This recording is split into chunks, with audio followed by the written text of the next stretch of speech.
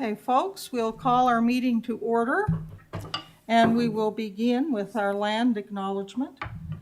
I would like to begin by acknowledging that we are in Mi'kmaq and the district of Sipekne'katik, the ancestral and unceded territory of the Mi'kmaq people.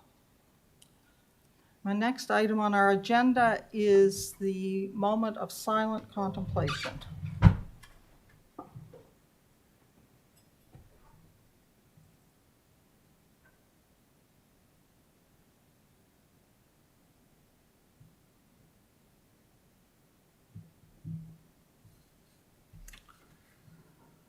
Next, we would be looking for the approval of or amendments to the agenda.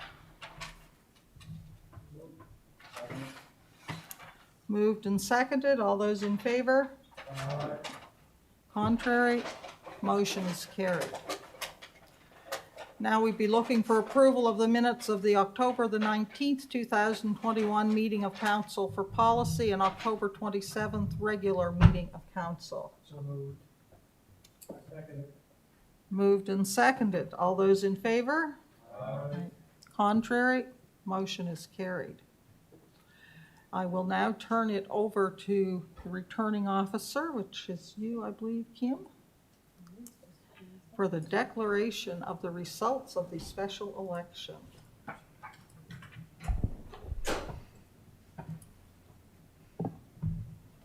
Thank you, Madam Warden. I'm pleased to report that we held a special election for District 7 on November 6, 2021. The numbers were on the screen.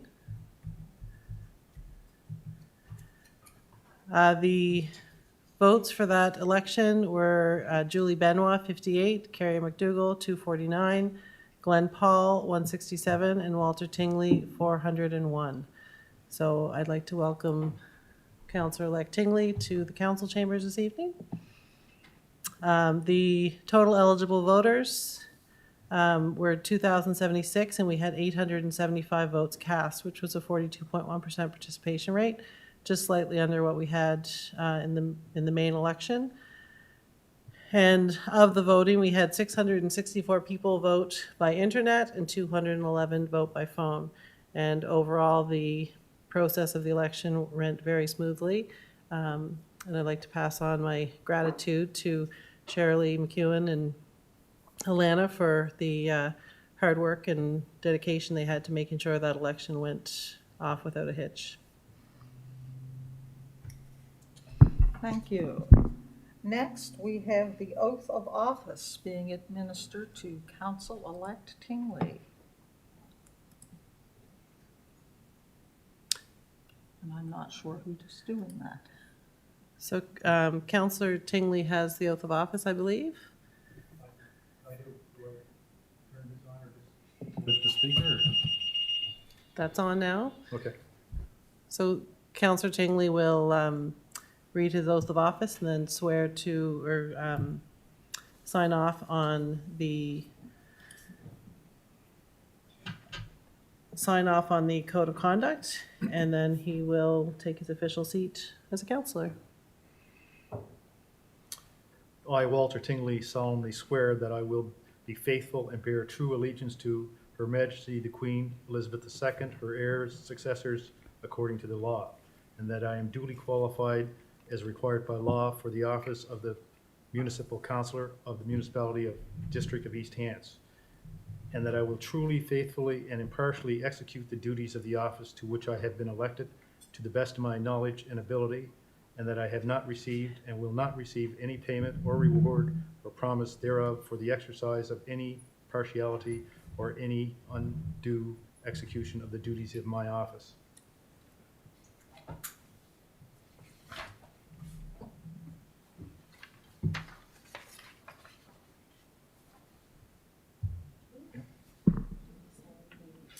I've signed the oath.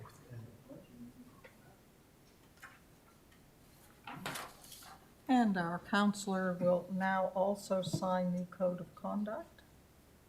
And Kim has witnessed those signatures. So, welcome aboard, Councillor Tingley. Thank you very much.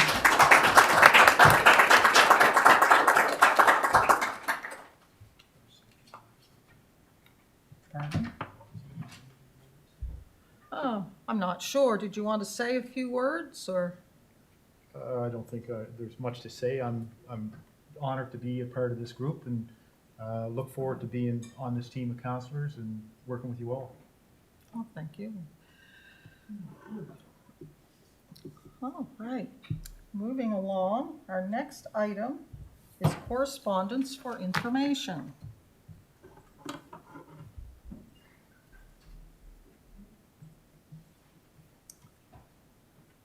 So you've had this in front of you, councillors. Is there any item in particular under correspondence for information that anyone wishes to raise?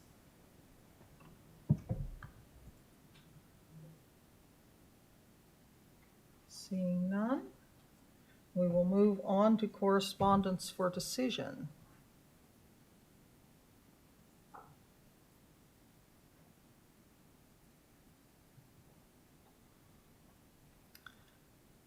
And the first item is a draft letter to Minister John Lohr, our Minister of Municipal Affairs and Housing, regarding the mandatory zoning extension request. I requested that this be drafted to be discussed tonight. We did have Minister Lohr in council chambers with some of his staff for a meeting, and myself and Deputy Warden Mitchell and Councillor Tingley, yes, were able to attend. During that meeting, we discussed our letter requesting the cancellation or moratorium on it. We did not get a firm answer, but neither did I get a warm, cuddly feeling that that request would probably be granted. And given that, I've had some discussion since then, and it is not my intent that we would put off doing this till 2026, but to request an extension, so to speak, of 2026 just takes some of the pressure off with the mandatory boundary review and several other items that staff are busy with. It would still be my intent, if we have to do it, to have it done this council term, but I guess I was kind of encouraged to think that if we requested an extension to 2026, that we might have some traction with that. So that's why I asked for the letter to be drafted, and if council is agreeable to that, I would ask if someone would move the motion and go from there. Councillor Perry. I move that the presented letter be sent to the Honourable John Lohr, Minister of Municipal Housing Affairs. Second. Moved and seconded. Is there any discussion on the motion? Question. Question's been called.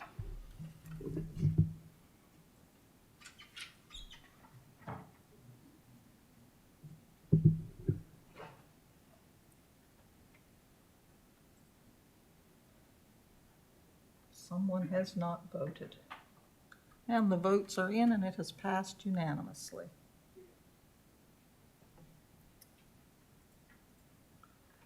Okay, next item on correspondence for decision. Infrastructure and operations, solar feasibility study funding. And over to you, Jesse.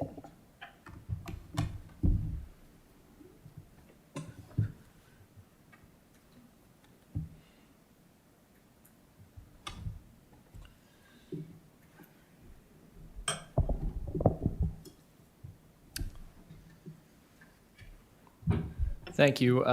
Through you, Madam Warden.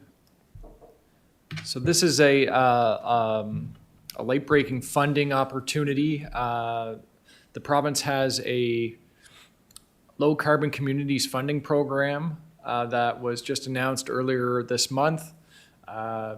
Expressions of interest were due earlier this month on the 15th, and there's an application deadline next week. So staff looked into this, and there is connection to our overall strategy. It's not part of the current work plan. However, the funding opportunity is good to get some good information for long-term strategic planning as it relates to green infrastructure. So what our staff are proposing is to take advantage of 75% funding of the program for a $75,000 project. That would have the municipality commit $18,750 towards a solar feasibility site across several operation sites. It's not in the report listed, but the targeted sites would be the Waste Management Center in Georgefield, the Milford Wastewater Treatment Plant property, and 8 lift stations. So the recommendation is that $18,750 be approved for a solar feasibility study on the approval of funding for 75% support of a $75,000 project as part of the Low Carbon Communities Funding Program. And the source of funding for that is professional services reserve. Correct. Okay. Councillor Perry. Thank you, Warden. I'm prepared to move the recommended motion. I'd just like to know what is the balance of the professional service reserve at this time?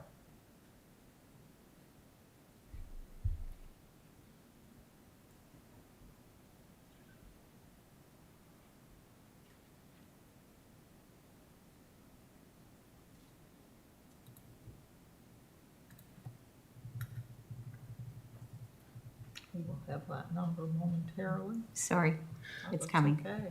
You're done. I just want to make sure I have the right one. We have over 371,000 right now Thank in the you. reserve. Yeah, I'll move the recommended motion. Moved by Councillor Perry, seconded by Councillor Green. Councillor Musa. Thank you. I'm all for it, but do we need this study, or like staff don't have like feelings that we're gonna be doing good with it, or should we go for that study like? Through Madam Warden, it's a great opportunity to create a priorities list of potential solar projects so that we can take advantage of future funding. It's getting shovel ready for potential other green projects. So what this study could accomplish for us is across the 10 sites, the 2 operational sites and the 8 lift stations, we would get information on cost to implement, energy produced, rate of return, and also with the lift stations, the piece of it is creating battery charging backup for our lift stations. So it's a risk reduction for a climate adaptation initiative as well. So it really is great timing to set us up for things that we should be looking at here in the near future. So I am recommending that we go ahead with this study. Oh, I'm 100% for it, but I was thinking like, I don't know how it works for municipality, probably different than individual. Like, as an individual, I can go to a supplier that put those stuff and get all this information from them, right?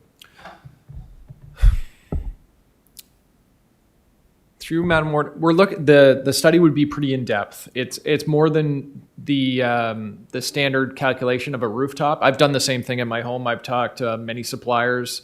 We're talking like a structural overview of what needs to happen, the technical capabilities of where it can push to the network and charge in. It's a pretty detailed review is what we'd be looking for. That's good, yeah. Thank you. Any further questions on the motion? Question's been called. We'll go to the vote.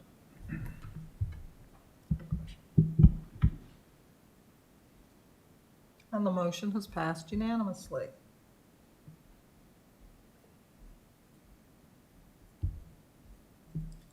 Next item is infrastructure and operations water meter purchase. Back to you, Jesse.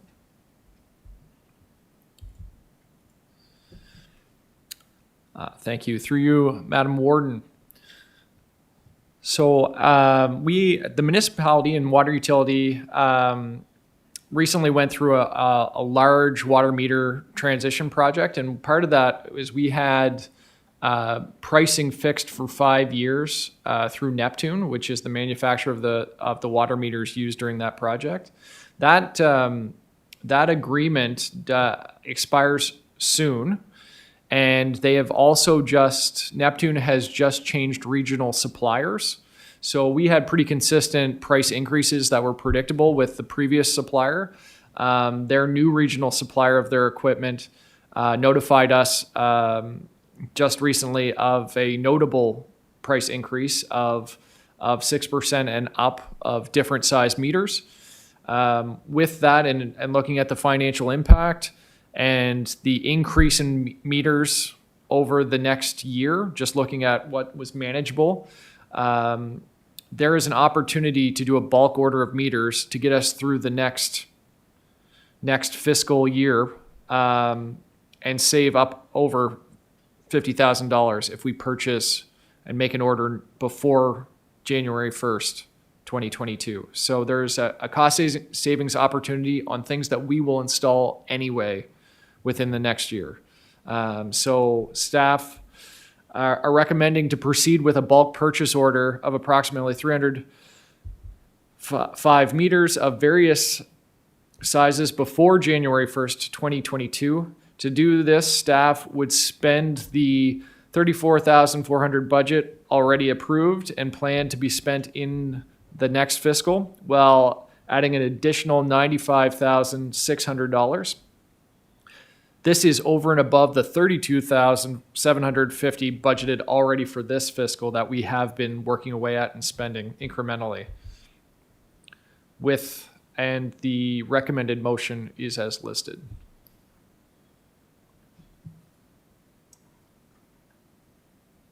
Councillor Musa. Thank you, Madam Warden. As a business owner, I would have bought double what you're asking for, so I'm gonna move the recommended motion.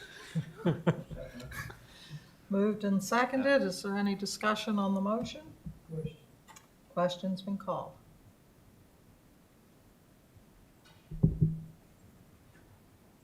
And the motion has passed unanimously.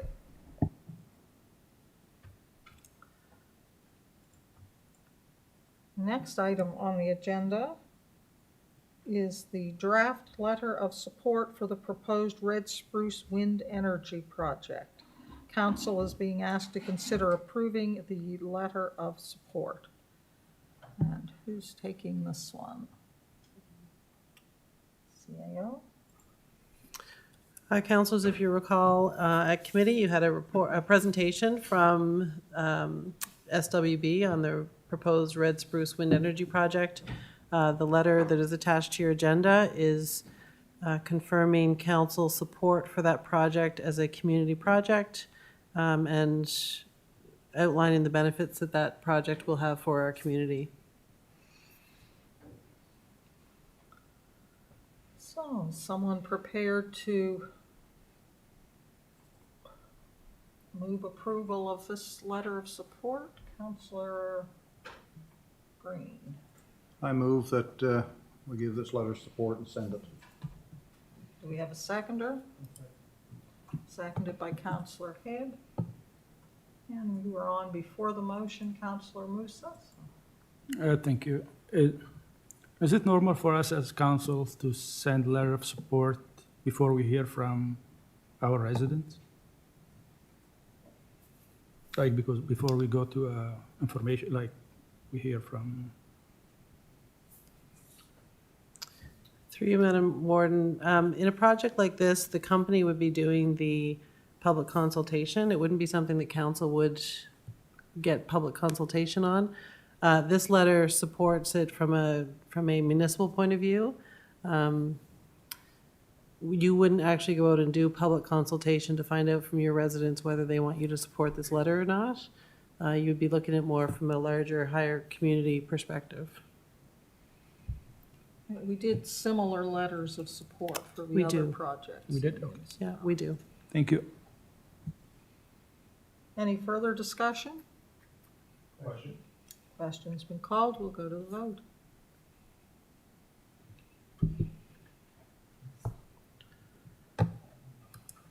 And the motion has passed unanimously.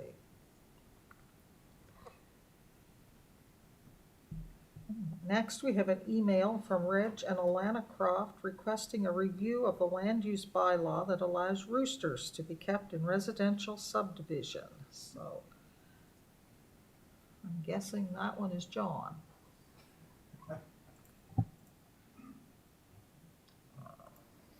Thank you, Madam Warden. Yes, as many of you remember, the previous council debated over a number of reports how to deal with urban poultry, and in the end, your regulations, all they do is require property owners to keep their poultry on their own property. So there's no restriction on things like roosters versus chickens or that kind of thing. This resident is concerned about that, says roosters are more disruptive and would like us to ban those as opposed to just allowing chickens and roosters. Councillor Hebb. Thank you, Madam Warden. I remember those discussions, and I know that was brought up, and it was quite a concern, but anyway, we didn't put it in there, and there are roosters hand near me, and I know exactly what this lady is talking about. They are annoying at times, but also there's barking dogs and there's airplanes going over and everything else too. I don't know whether this is something that we could look at again, and what would be the positive or negative impact of banning roosters from subdivisions. You know, we've already got a poultry law there now, so I guess I'd have to ask, is there a negative impact to not allowing roosters, or maybe we should consider this to the Agriculture Committee? I don't know, really. You know, do they have to have a rooster with the chickens if they're laying eggs? I'm assuming they do, but. No, they don't. What's that? No, they don't. Aye. I can speak to that because I was on the Ag Advisory Committee when this was discussed. And the main reason at that time that we decided not to ban roosters was because, number one, well, there weren't a lot of complaints at that time. And in particular, youth that are involved in 4-H. Poultry is one of the animal projects that kids who perhaps don't live on an operating farm are able to participate in. And in order to participate in that 4-H project, you require a trio, 2 hens and a rooster. And there was some concern that banning the keeping of roosters would have the effect of making some children unable to participate in that project if they wish. Now, you know, how many that would affect, I don't know, but that was one of the reasons that, you know, was really discussed at length at that time. So, whether that helps any or not. But yeah, I know that, I remember that discussion also. Is this something through you to staff would be considered under a noise bylaw? I know wouldn't be that loud, but it's the constant noise that would be there that would be aggravating to surrounding neighbors, especially in a subdivision? Through you, Madam Warden. I don't think so, and the reason is that if you have zoning that permits a certain land use, and as a result of that land use, you get a certain level of noise, then it's not considered a violation of the community standards bylaw. So in this case, if you allow roosters, you have to expect them to be noisy, I guess is the bottom line. Okay. Thank you, Madam Warden. Councillor Rhino. Well, I brought up here a little while ago about fowl going on to other people's property on the roads, into other people's gardens. They had to fence them. And we talked about it here, and because it wasn't in the zoned area, then it would be a new law or bylaw. And we all agreed to put this on, combine this with the review that's taking place now. I don't see this any different, you know. I think that this could be discussed in the whole part and parcel of that. But having said that, I'd rather not have this go another summer where fowl are, on my part, are getting into other people's gardens and they have to fence them and so on and so forth. So I'd like to see us move towards something in the very near future on this. Thank you. Counselor Perry. Thank you, Madam Warden. Kind of going along with Councilor Hebb, I'm not an expert on chickens or fowl, and I definitely understand Councilor Rhino's concerns, and as well as the concern of the resident. How many complaints, through you to staff, how many complaints have we received in this nature on roosters as of date? Through you, Madam Warden, I don't have the exact numbers in front of me, but it's not an every day, every week thing, but there would be a few or several a year, I would say. It's, whether it's 3 or 7 or 8, I don't know exactly, but it's a common complaint. Okay. No, I'd be in favor of taking a look at this as we go along with the other foul planning continuing on, because as the warden put it out, 4-H, it will have effect on some people, and there are people who still who live in subdivisions who are involved in that organization. Thank you. Counselor Eisner. Through you, Warden. HRMs, they're allowed poultry in their area, and just wondering what they come up with, because they have a lot of more people than we do here. Just curious if we could check that out. Off the top of my head, I'm not sure, Madam Warden, what their regulations are like right now. I mean, if we did a review, that's one of the things we would benchmark. We would look at other municipalities to see. Thank you. Counselor Knockwood. Yeah, no, I don't know, see no problem with roosters, as long as they stay in their yard, because 4:30 in the morning, I have a plane flies right over my head every morning. I hear that, and I hear the trains down in the village of Shubenacadie and the racetrack.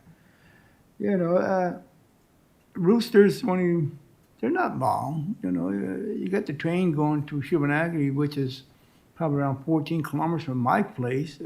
You can hear that every day, so I don't see too much problem with too much roosters. It won't be plenty of roosters in the surrounding area, I don't think, anyways. I don't know how much people are involved in 4-H or little home farms where they're cut costs on their grocery bills of getting eggs and all that stuff with their hens and all that stuff. So I don't know. I don't see really. They're not really that loud because my neighbor finally got a rooster and it's not that bad, Like I said, the barking dogs are a little bit louder and they bark more often. They bark all day long. The roosters are in the morning, so I don't know. As long as they keep them in the yard, I have no problems. Thank you. Lost someone. Okay, Counselor Perry again. I'd like to make a motion that we file this to be reviewed as part of the review of poultry in the municipality and inform the residents that this is going to be undertaken as part of the review. We have a seconder. Seconded by Counselor Head. The CAO, and then back to you, Counselor Rhino. Just for some clarification, Madam Warden, there's 2 reviews happening. One is the review of the currently unplanned area, and the other one is the planning update that relates to your subdivision, so the already zoned areas. So which, are you talking about just for zoned areas for this particular rooster issue? Because there's also the fowl issue for the currently unplanned areas. I would see this being for the zoned areas right now, because as we develop everything for the on-zone areas, that bylaw can be carried over into because for the unplanned area, it will be a completely new bylaw with taking into consideration everything that's already currently happening in the zoned areas. So if this happens as part of that review, it can lead into the unplanned area and be used in both, possibly. And through you, Madam Warden, is the intention just to deal with it as in subdivisions? I believe, if I'm not mistaken, and the director can correct me, the current bylaw is for fowl in subdivisions, or is it fowl in an R zoning? Through you, Madam Warden, what the regulations, they only, they're tied to a single unit dwelling or anywhere you have a single unit dwelling, whatever the zone, you can have fowl. Okay. So I would make it that we look at it for subdivisions only, because a single unit dwelling can be on 150 acres or 75 acres with nobody else. I think if we send it to the plan review, then staff would look at it and they might recommend where, you know, if any changes to be made, where there might be density or specific. Anyway, Councillor Ryle.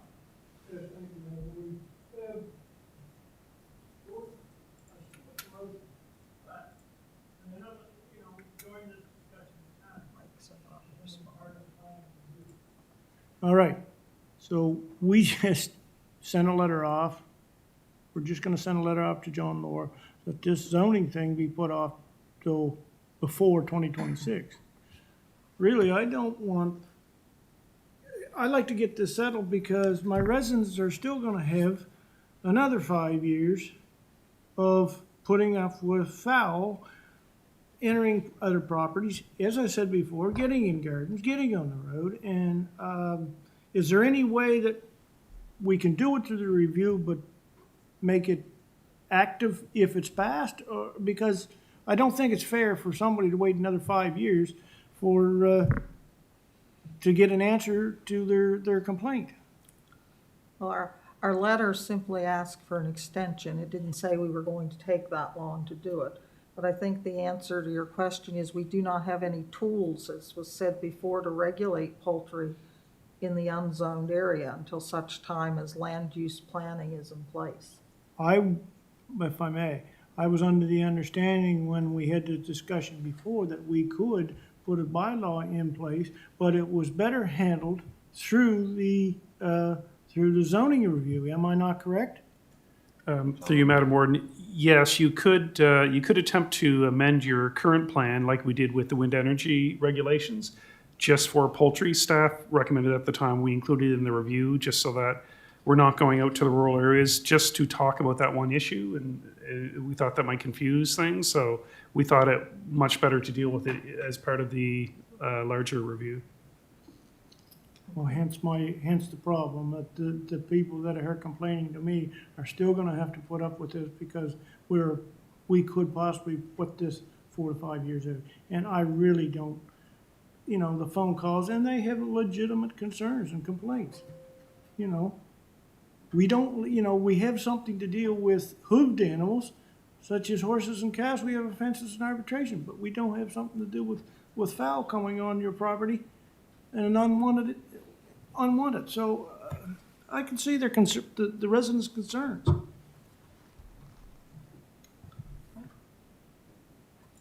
Any further discussion on the motion? Question's been called. We'll go to the vote.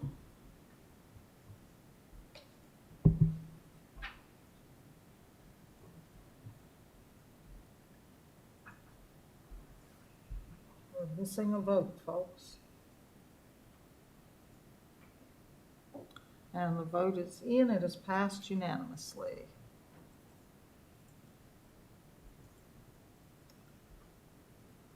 Next item is the draft council calendar for 2022.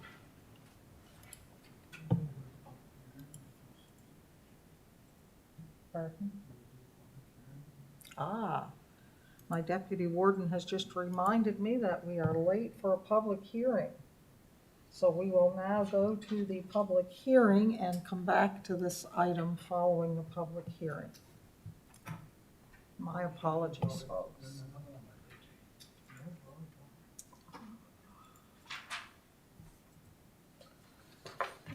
Okay. Members of council, we have a hearing scheduled to consider a proposed demolition order for 91 Mckay Road in Mill Village. I would like to thank all those who have taken the time to attend tonight's hearing. At this hearing, there will be an opportunity for the owner of this property or their representative to speak directly to council prior to a decision. Okay, this is the wrong hearing. Sorry. It's the only hearing I have. Just go to the agenda. All right. Let me go back.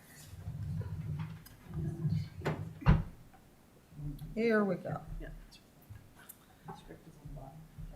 That's twice tonight, folks. I'll try to do better. Okay. All right, I do not have a script for this public hearing.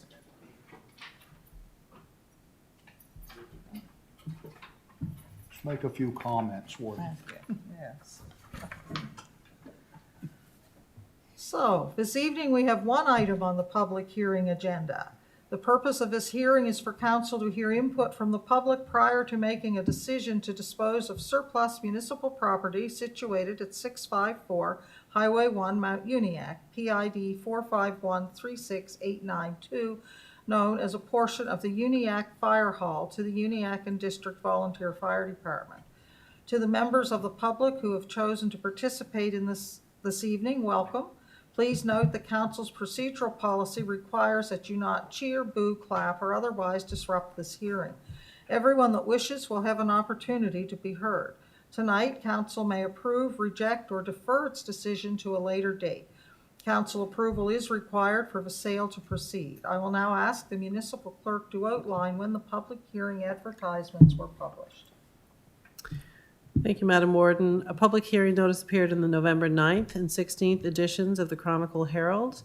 The notices describe council's intent to consider disposal of surplus municipal property to the Uniac and District Fire Department, Volunteer Fire Department, provided the location and estimated value of the property, gave the date and time of the public hearing, and indicated that staff's reports were available to the public. I would now ask the Chair of Corporate and Residential Services Committee to present the committee's report, and we would ask the Deputy Chair, as we currently are without a chair. Councillor Perry?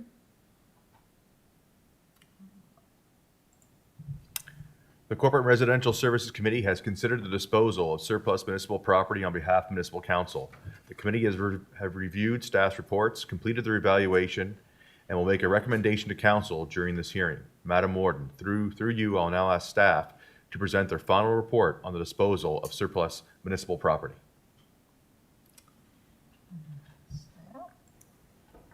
Thank you. So as you remember, in July, I was in front of you to talk about this file. We have a bit of a tricky situation over at the Uniac Fire Hall where we have some historical title challenges and split ownership, where one PID was registered to the Municipality of East Hants and the other is registered to Uniac Fire. And the Uniac Fire's fire hall and site improvements occupy both of those properties. So what we're trying to do here is clean up that historical challenge. In July, Council authorized staff to transfer that ownership of PID 451-36892, which is currently owned by East Hants, to Uniac Fire, pending this public hearing. That agreement of purchase and sale is also to include standard clauses of right of first refusal and an easement over a portion of the property in favor of East Hants. So the municipality's power to sell surplus property is governed by the Municipal Government Act, as well as Council's disposal of surplus property policy.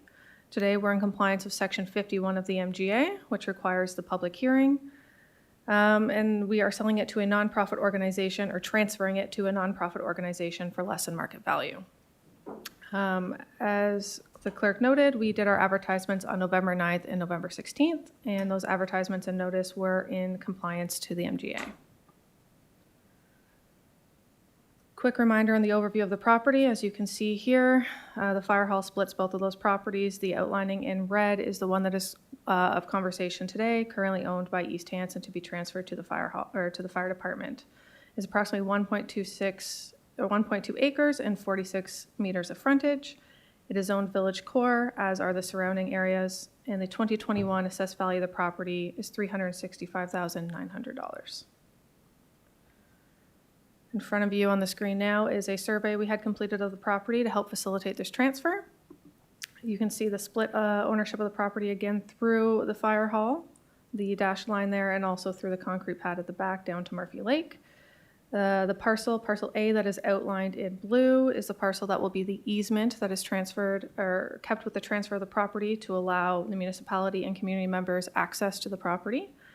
Any further access requirements that are needed for any other recreational amenities will be done under future agreements. So we're just capturing the access agreement as part of this transfer today. And just for some context, there's your street view from Highway 1, and over where the sign is kind of where the access easement point is going to be. So in conclusion, we have complied with the MGA and council policy for the disposal of municipal surplus property to a nonprofit organization. We completed advertisement by way of newspaper, notification, website notice, and social media posts. And as mentioned, the agreement of purchase and sale conditions will include a standard clause of right of first refusal and the access easement in favor of East Hants over parcel A. The recommended motion is on the screen. Thank you. Thank you. Does any member of council have any questions for staff? Councillor Knockwood. Okay, was the province involved with this, with Ill Affairs? Yeah, Ill Affairs is First Nations, Yeah, through you, not to my knowledge, no. no? Yeah, okay. Thank you very much. Any further questions for staff? I will now open the floor for comments and questions from the public.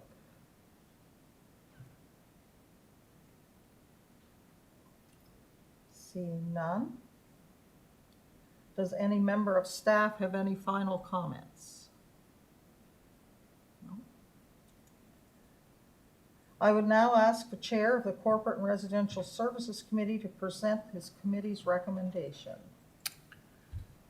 The Corporate and Residential Service Committee recommends the council enter into an agreement of purchase and the sale with the Uniacke and District Volunteer Fire Department for surplus municipal property situated at 654 Highway 1, Mount Uniacke, PID 45136892 for $1, and the agreement of purchase and sale shall include standard clauses of right of first refusal and shall require the Uniacke and District Volunteer Fire Department to provide an easement over a portion of PID 45136892 in favor of the Municipality of East Hants. As Vice Chair of the Corporate and Residential Services, I so move. We have a seconder? Seconded by Councillor Gardner Cole. Is there any discussion on the motion? Are there any final questions or comments from councillors? And we are, Councillor Musa. Thank you. So if the fire department someday they want to move from this location and they want to sell it, they have to give it to the municipality back for $1, or they could use that money to build up. Like, it's a long shot question, but I want to ask it, like, just in case they decided that's better, there's better location for a central, like, fire department for the whole Uniacke area. So if they want to sell it, so they could sell it to the public, or they have to give it back to the municipality then? So through the chair, vice chair. First right of first refusal gives us the opportunity to be the first purchaser, but we can also waive that. So if we opt to allow it to be open to the public, that is a choice we will have. We just get, for lack of a better term, first dibs. Okay, thank you. Question's been called.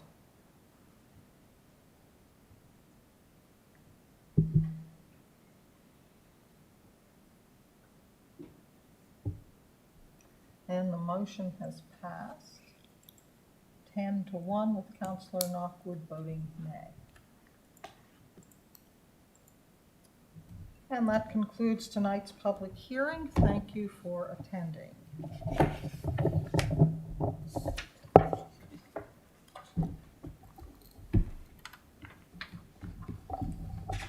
Next on our agenda, we have the demolition hearing.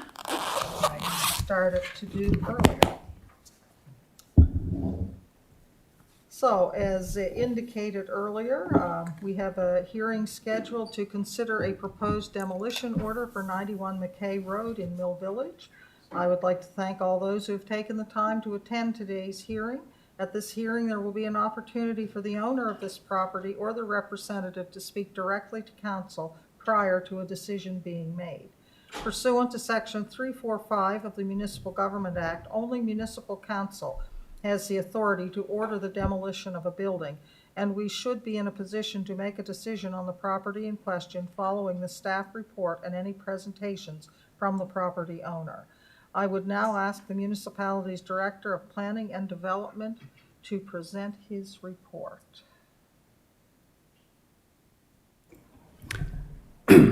Okay, thank you, Madam Warden. So dangerous or unsightly premises are a little bit different in that they're not regulated by one of your bylaws. They come directly, the regulations come directly from the MGA, and so that's a tool that we use. And Section 344 of the MGA states that every property in a municipality shall be maintained so as not to be dangerous or unsightly. And East Hants enforces this provision on the basis of complaints unless staff find a situation of immediate life safety concern. Typically, after a complaint is received, staff investigate a property to determine whether or not a dangerous or unsightly condition does exist. If such a condition is found, staff will contact the owner and request that the owner clean up the property within some specified period of time. And if there isn't cooperation or just not able to do it, then we do pursue an order prepared for the administrator's signature. And this authority is granted through the MGA, Section 346(1), which states where a property is dangerous or unsightly, the council may order the owner to remedy the condition by removal, demolition, or repair, specifying in the order what is required to be done. And council's authority can and has been delegated to the administrator, who in this case is the CAO. However, Section 345(1) does stipulate that council cannot delegate its authority to demolish. So as a result, only council can order the demolition of a building, and staff is requesting that consideration be given to issue a demolition order for the property at 91 Mckay Road in Mill Village. So this is a couple of aerial photos of the property. We did receive a public complaint about the property in February of this year. Staff completed the site inspection and found an abandoned dwelling on the property as well as an accessory building and multiple derelict vehicles and debris. The accessory building is in a state of disrepair. The house actually is in fairly good shape, and that's not included as part of the demolition order. We understand that the owner is deceased, and staff have sent letters to the estate representatives as well as posting notices on the property itself indicating that the accessory building in its current condition cannot remain, and the building is beyond repair, as you'll see from photos in a minute. And the family has simply walked away from the property, the maintenance of the property, and the building and its contents have resulted in a proliferation of rats as well on the property, which is part of the complaint.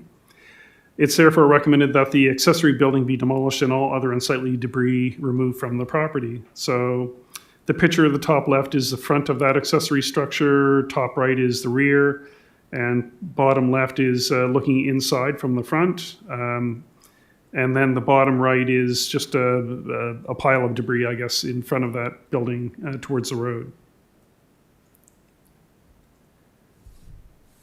So part 346(3) of the MJ indicates that where a demolition is proposed to be ordered, the landowner is required to be given at least 7 days' notice of the date, time, and place of the meeting at which the order will be considered. That section also indicates that property owners need to be given an opportunity to appear at the meeting and have an opportunity to speak to the issue prior to an order being made.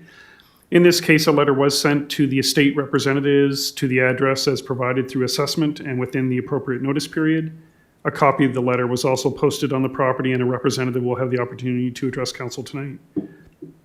If council does approve an order, it will be served on the property by a municipal special constable. And the order we're recommending is 30 with a 30-day time frame. And once that expires, staff will conduct an inspection of the property. If the building has been removed from the property and the debris removed, the file will be closed and no further action taken. If, however, the building and the debris remain, staff would then be in a position to engage a contractor to remove the structure and other debris. And pursuant to Section 507 of the MGA, the cost of that work would become a first lien on the property. So in conclusion, a complaint was received regarding this property. After investigation, staff came to the conclusion that the property contained an accessory building which requires demolition. And the MGA authorizes council and only council to order such demolition. Therefore, staff are recommending that council authorize the administrator to issue an order to require the demolition of the building within 30 days. So the recommendation is that the recommended motion be considered after the property owner or designate is given an opportunity to address council. Thank you, Madam Warden. Thank you. Does any member of council have any questions for staff? Councillor Rhino. Yes, you said in your report, through you, said in your report that they walked away from the maintenance of the property. Have they? But you also stated that the home seems to be habitable. Is it being habitated right now? If not, is it being rented? Because to me, it would show that they're dealing with some aspects of their property and not others. Can you answer that question? Yeah, sure. Through you, Madam Warden. No, the house hasn't been lived in a couple of years, we understand. But it's in relatively good shape, so it's no need to include it in the order. Okay, thank you. And answer my question. Does any other member of council have any questions?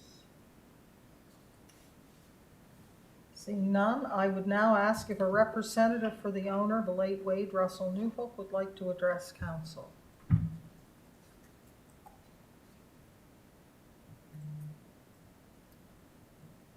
Okay. Does any member of council have any questions? We had no presentation, so I guess not. Councillors, you have the information from the various parties relating to this matter. The report outlines staff's recommendation, and there is a suggested motion before you. What is your pleasure? Councillor Green. I would move the recommended motion. Seconded by the Deputy Warden.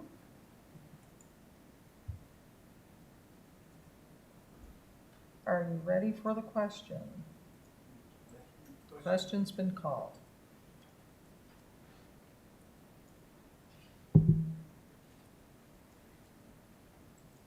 And the motion has passed unanimously.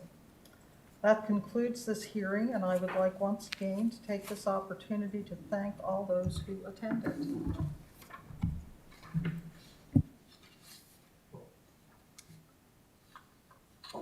So, going back to our agenda, we will return to the last item on correspondence for decision. And that is the draft 2022 Councillor calendar.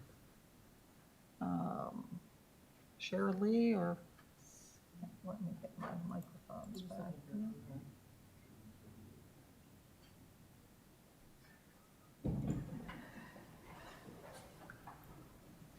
This councillor has been before us for quite some time. Councillors, we're just looking at it is the regular dates and that of our meetings, so we just are looking for approval of the calendar.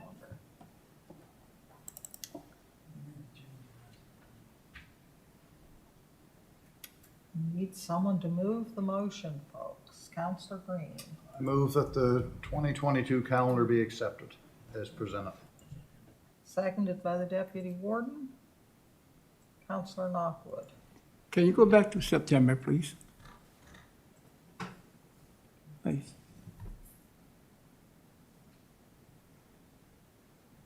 It's all good. Thanks. Any further questions on the motion? Question's been called.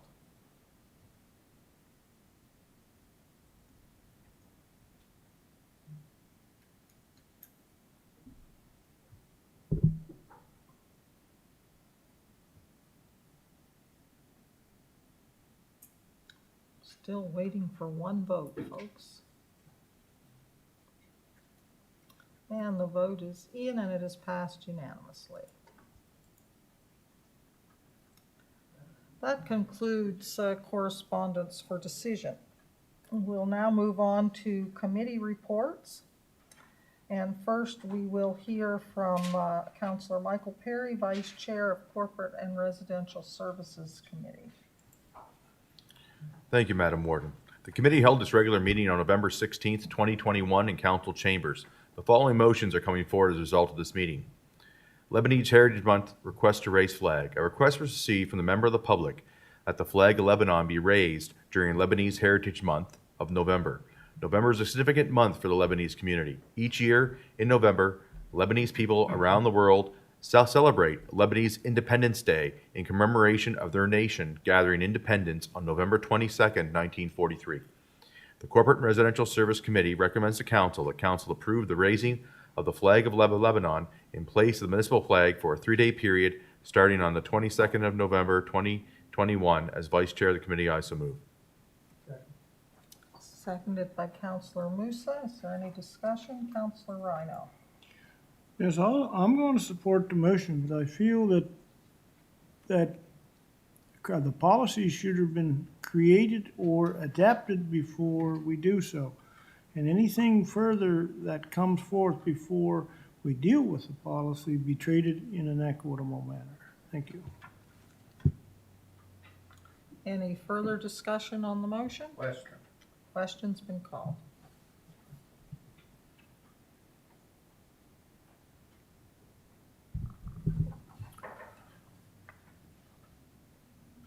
And the motion's passed unanimously. Alternative procurement. A discussion on procurement processes and policy has resulted in 2 alternative procurement practices coming to committee for review and recommended policy change to council's procedural policy. The procurement of picnic shelters for parks in March 2021 and replacement of storage servers in October 2021 are covered in this report. The recommendation to change the threshold whereby council reviews alternative procurements is also in the report, aligning the risk with the applicable trade agreements. The Corporate and Residential Services Committee recommends to Council that Council approve the alternative procurement practice used for the acquisition of picnic shelters and storage servers as outlined in the report titled Alternative Procurement as attached to the November 16th agenda, and that Council give notice of intent to approve the changes to the procedural policy around alternative procurement thresholds as outlined in the report titled Alternative Procurement as attached to the November 16th, 2021 Executive Committee agenda. As Vice Chair of the Committee, I so move. Seconded. Seconded by Councillor Green. Is there any discussion on the motion? Question. Question's been called.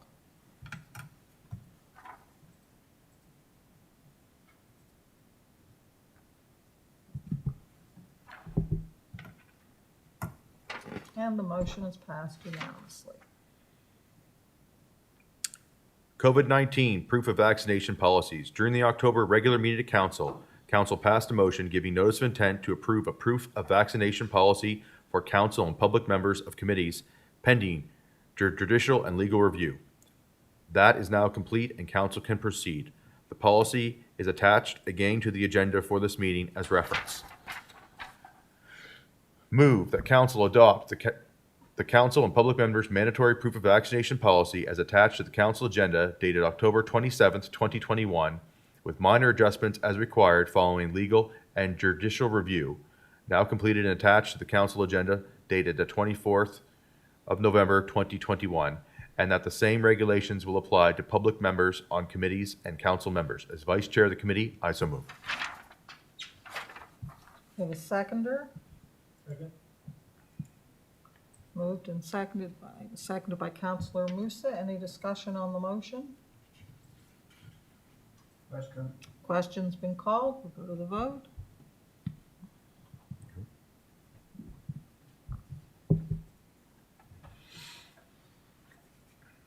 And the motion has passed unanimously.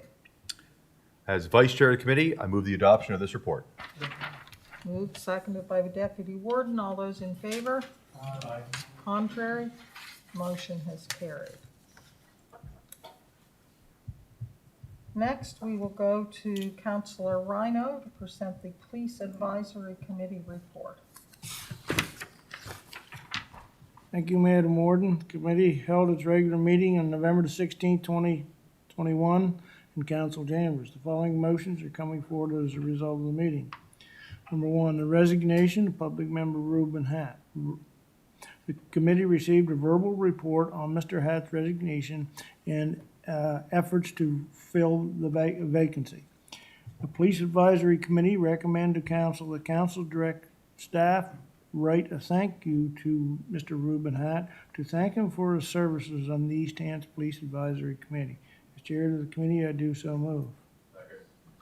Seconded by Councillor Perry. Any discussion on the motion? Question's been called.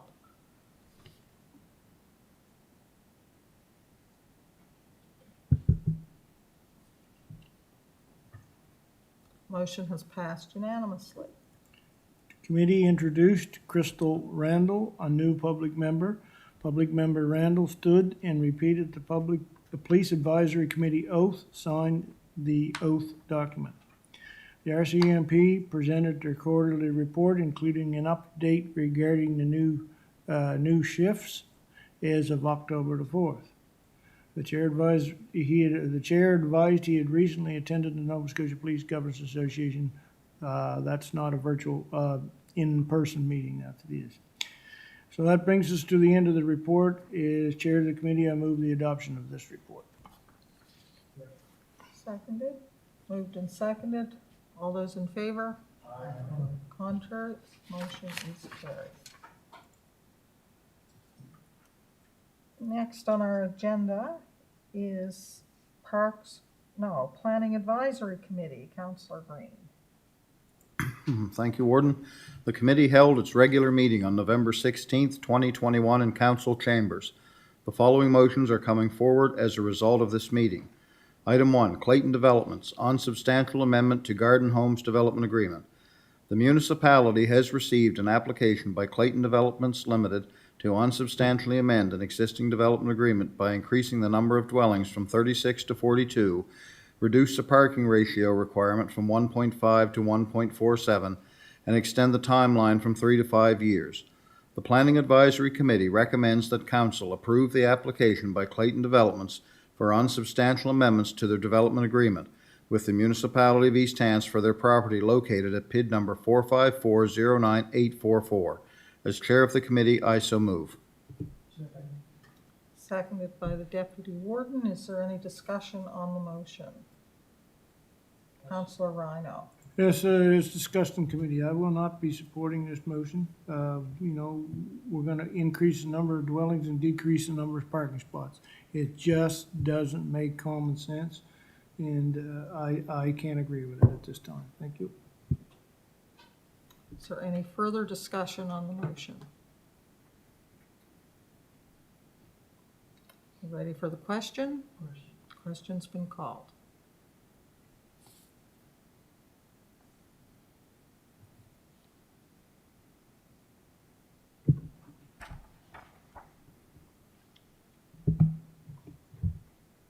And the motion has passed by a vote of 8-3, with Councillor Rhino, Councillor Garden-Cole, and myself voting nay. Item number 2, Bob Bona, application for rezoning to R2 on White Road, Infield.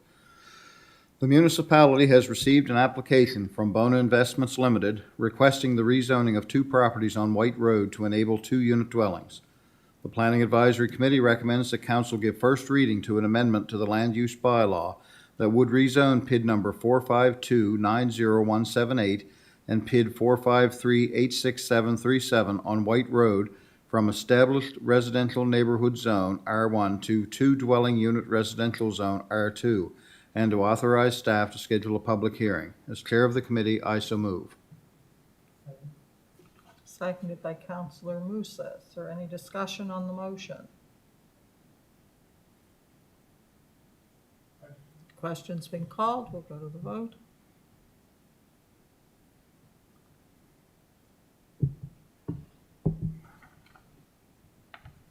And the motion has passed unanimously. Item 3, Citizen Community Engagement Plan Update Background Paper. As part of the ongoing plan update, planning staff are preparing background papers to discuss and propose approaches to different land use issues within the municipality. The current background paper discusses the existing community engagement section of the municipal planning strategy and suggests some changes. The Planning Advisory Committee recommends the council authorize staff to send questionnaires to residents before first reading. As chair of the committee, I so move. Seconded by Councillor Knockwood. Is there any discussion on the motion? Question. Question's been called.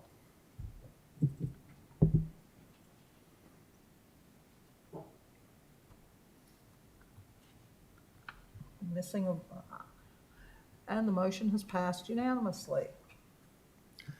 The Planning Advisory Committee recommends that council authorize staff to send questionnaires to both residents and property owners within 300 meters. As chair of the committee, I so move. We have a seconder. Councillor Knockwood seconded. Discussion on the motion, Councillor Rhino. So to be clear, we have the authority to, if we feel it correct, that we can move that to 500, 600. So we're not, this does not just limit this to 300 feet. Through you, Madam Warden, yes, this is instruction of staff to add draft amendments, and that's the intent, that you would, we would just put language in there about owners as well as residents, but of course, you could change that 300 meters to 500 or 600. Thank you very much.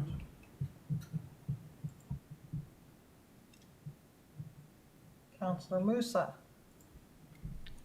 Thank you. So if you have a few apartment building within 300 meters, so you're gonna send like probably hundreds of questionnaire to every one of them?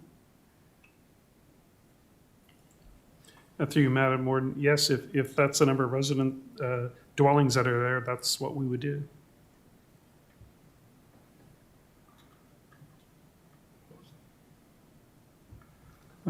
I don't know, I cannot support that because it's gonna cause a lot of problem to, like, if you have so many residents that gonna object, like, you're not gonna be able to approve anything at all, so I'm not in favor of that. I don't know about everybody else. The questionnaires just simply allow residents to express whether or not they think that the proposal meets the current regulations or not. It's not really a for or against. Sometimes they express those sentiments, but really the questionnaire simply. Yeah, but they can oppose the project, right? Like if we have a development agreement like coming through, and we send it to like 300 people, you're gonna have a lot of objection and people that maybe by the time the development agreement is gonna happen, they'll be moving away. So, I understand if you send it to people who invested in their home, but if somebody renting a house and for 1 year and leaving it after 1 year, they don't have any roots, and I don't think it's. I think it's gonna put a lot of obstacle in the area here too. So thank you.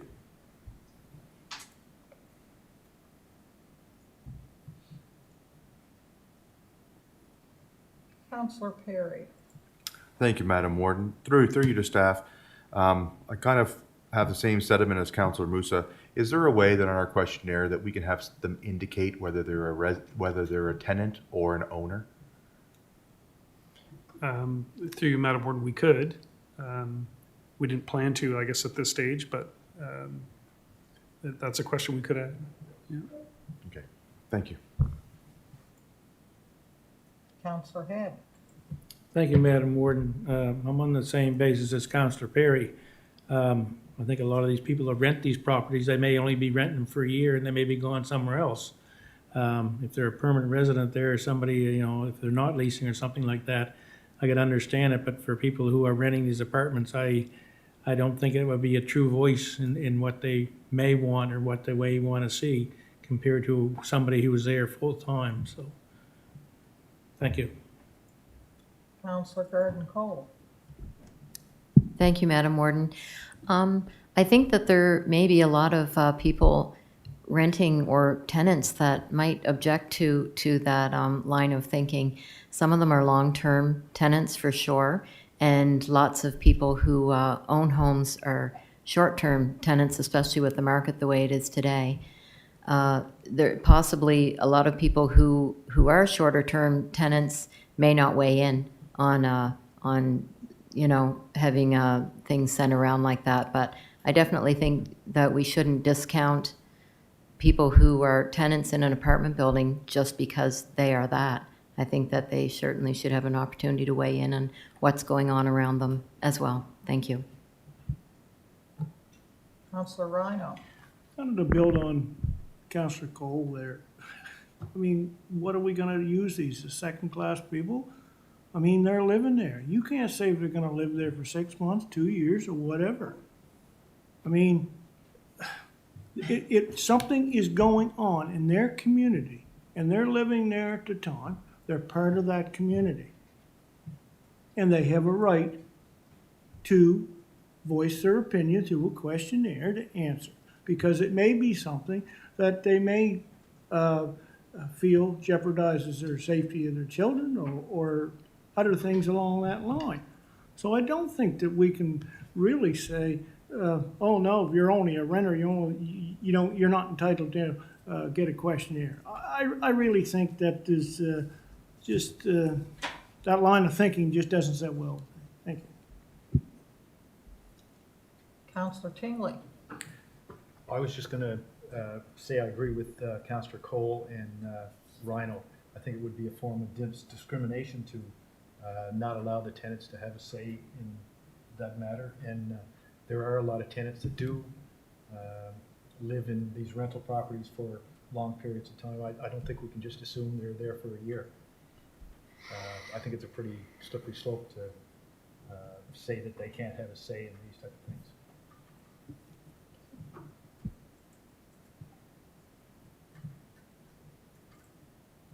Councillor Perry. Thank you.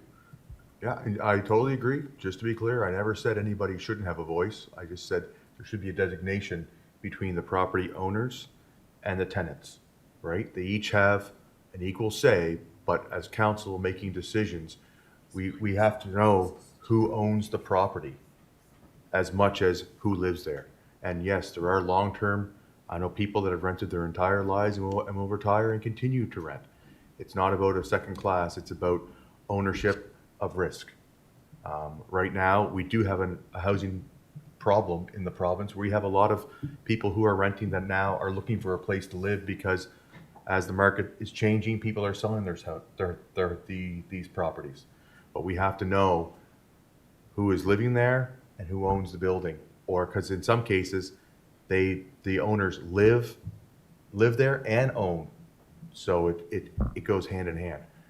There was never an intent in anything to divide or say there's two classes of people that live, because everybody's just trying to make it the best they can. Thank you. Okay. No one left to speak? Councillor Green, did you wish to speak, or are you on No, just? my microphone's still just on. On as chair of the committee. Okay.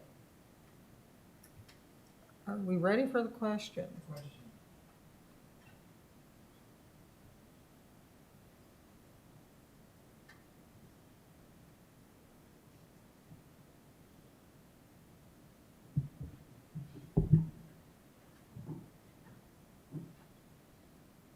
And the motion has passed by a vote of 10-1, with Councillor Musil voting nay. Item number 4, Rural Residential Plan Update Background Paper. The committee reviewed another background paper discussing rural residential uses that propose types of rural residential uses and that should be permitted in the future planned area. The Planning Advisory Committee recommends to Council that a workshop be scheduled between planning staff and the councillors of the areas that currently have no land use planning in place, and that a report based on this come back after such meeting has been held. As chair of the committee, I so move. Seconded by Councillor Rhino. Is there any discussion on the motion? Question's been called.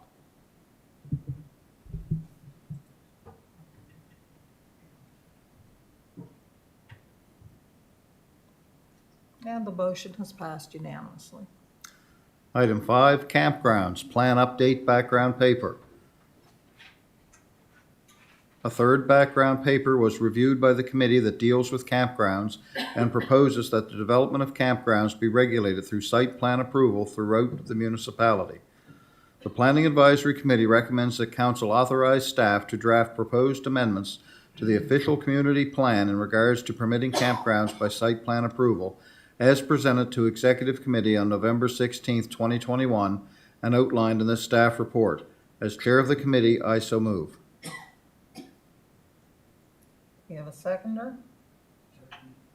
Seconded by the Deputy Warden.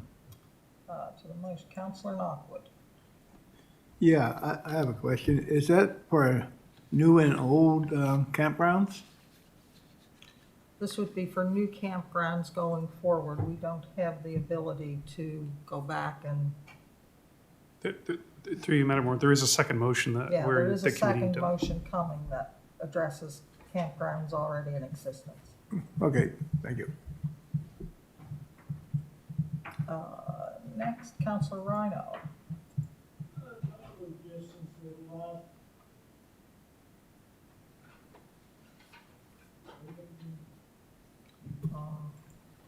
It's There. laggy tonight, sorry. Thank you. I thought about this since the last executive meeting, and, somebody brought up about the point that one person is going to kind of deal with this in regard to new campgrounds. And I really thought about that. I have 2 proposed campgrounds that are, in my area that are being proposed right now. And there's some opposition to them. How will that opposition, or how will surrounding areas or surrounding residents be able to voice their concerns on a campground coming in? And to me, if it doesn't come through council or some other form, then as long as it ticks off the boxes, then there's no question on our development officer or whatever is a very capable person. But they may, not be quite as familiar with the area as, some of the councillors who live and reside in that area. So I've got some concerns around this. How are we going to be heard? And how is the residents going to be heard if they're not in favor of these campgrounds? I just don't know where to go with this one right now. Can you help me out on this? Through you, Madam Warden. Well, it's site plan approval, so the notification is very short. It's just, I think it's 30 meters. Basically, it's your neighbors.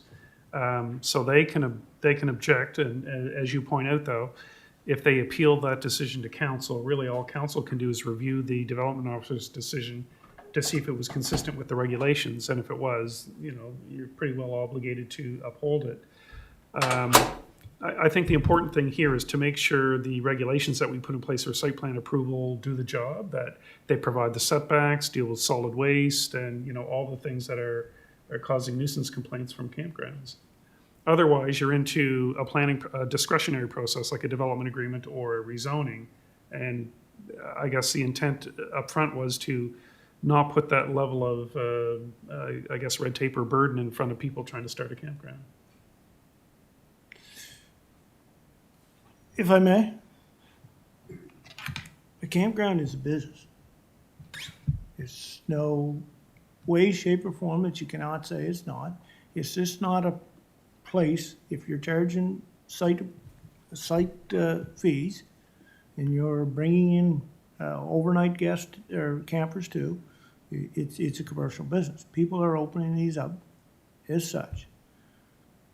If it were another form of zoning in that, and they wanted to change that to, let's say, from as of right to 14 unit apartment building, we'd have to deal with that in here. And I don't see this as any different, because these campgrounds can have an enormous amount of sites and people on those there. So I don't see it as any different. Yes, it's seasonal, it's directed to one season, but I just have, somebody brought this up at executive, and I got me thinking after. There is concerns with just going this form. And what is the other options you mentioned that we could possibly deal with this? Through you, Madam Warden, I mean, I think the best tool would be, if you wanted it to be a discretionary, would be a development agreement. So you would have a policy that said, within the rural use zone and whatever zones we create in the future planned area, you're permitted to have a campground by development agreement, and you put some criteria in place for a development agreement to start a campground. But again, that's the time and expense of doing a DA versus a site plan approval. I'm just not sure that would be the way to handle this, because right now I'm getting calls on a proposed campground that they're not happy with. And a development agreement, would that give them the opportunity more so than site plan approval? It seems to me it would, but I'm just not sure that is the correct way to deal with this. It's a business. There's no other ifs, ands, or forms about it. So I got some concerns, thank you.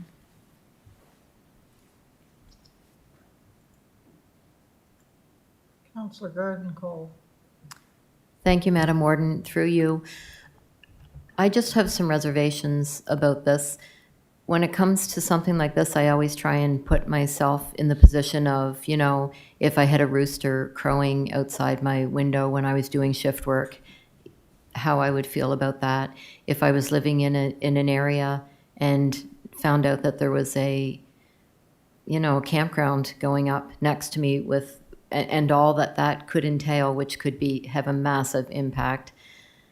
So I feel like we really need to look at it in that way, and going forward to try and be able to have some control, more control maybe than what this might bring in what's going up, and just not having a generic plan for it somehow. Thank you. Through you, Madam Ward, if I could, I guess we were looking at it from the lens that right now, even in your current planned area, if you're in the rural use zone, it's pretty wide open. There are some very minimal requirements around campgrounds, or essentially as of right. So we think this would be a lot better, because now there would be, the site plan approval addresses a number of the issues, like setbacks, like fencing or screening, solid waste, and a number of other things that are the nuisance complaints that you get with campgrounds. Now, I mean, if council wants total control, then have us develop a policy that requires them by development agreement. But right now in the future planned area, it's completely wide open. In the current planned area, it's close to wide open, because anywhere in the rural use zone, it's as of right. So we felt this was a step forward. Any further discussion on the motion? Question's been called.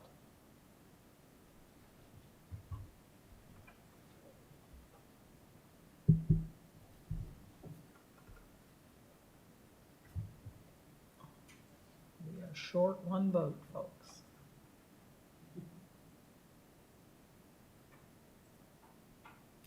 And the motion has passed by a vote of 8-3, with Councillors Knockwood, Rhino, and Garden Cole voting nay.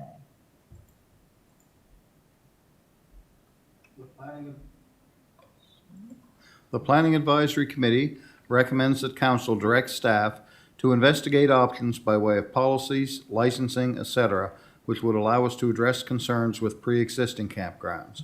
As chair of the committee, I so move. Seconded by Councillor Rhino. Is there any discussion on the motion? Question. Question's been called.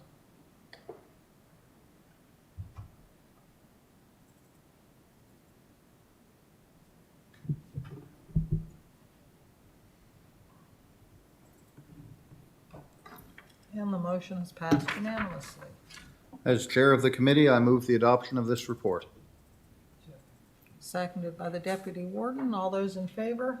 Aye. Contrary? Motion is carried. Next, we will go to Parks, Recreation, and Culture Committee report. Councillor Rhino.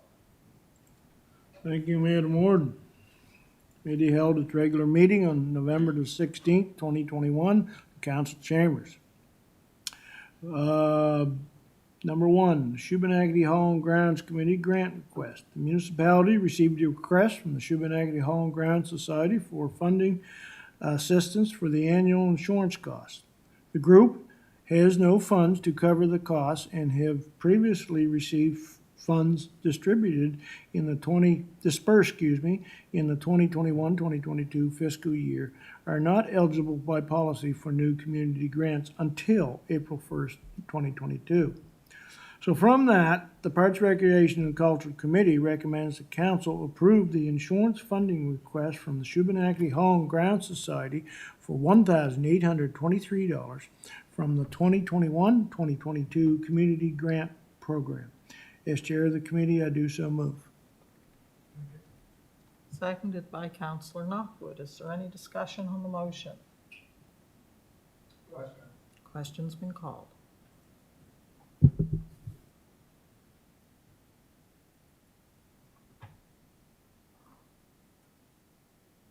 One more vote, folks. And the motion is passed unanimously. Back to you, Councillor Rhino.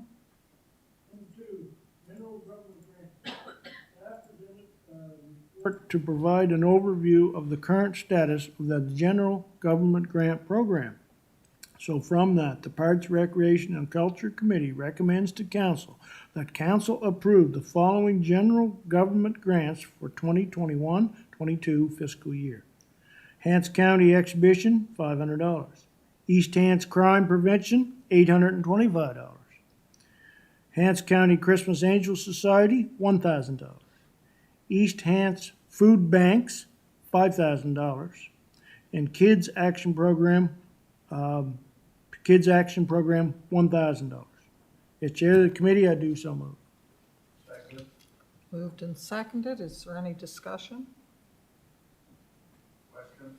Question's been called.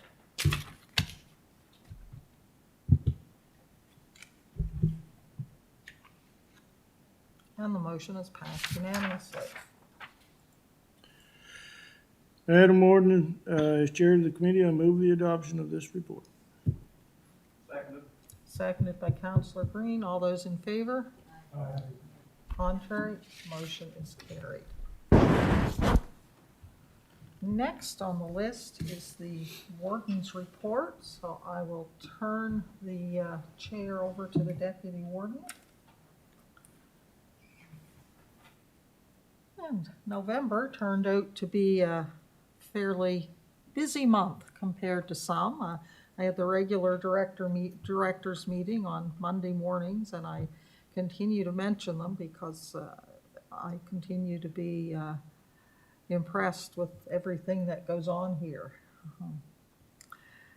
On November the 2nd, the CAO and I met with MP Cody Blois via Zoom just for a touch base meeting following the federal election.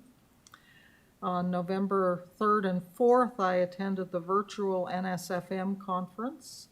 And November the 5th, I attended virtually the NSFM annual general meeting and rural caucus meeting. On November the 7th, I, along with Deputy Warden Mitchell and Councillor Garden Cole, attended a ceremony in Shubenacadie at the Rex McCool Park for the dedication of the 3 memorial benches that were placed in memory of 3 of the folk who perished there in the attack of a year or better ago. And there was, as a part of that ceremony, a smudging ceremony, and I found that particularly moving and interesting. It was the first time I'd had an opportunity to observe one of those. On November the 11th, I laid a wreath on behalf of the municipality in West Gore. On November the 17th, we had the visit here in council chambers for Minister Lohr and members of his staff. And then the evening of November 17th, I attended a Zoom meeting of NSFM for mayors and wardens, where once again Minister Lohr was present, along with Minister Hallman from Environment.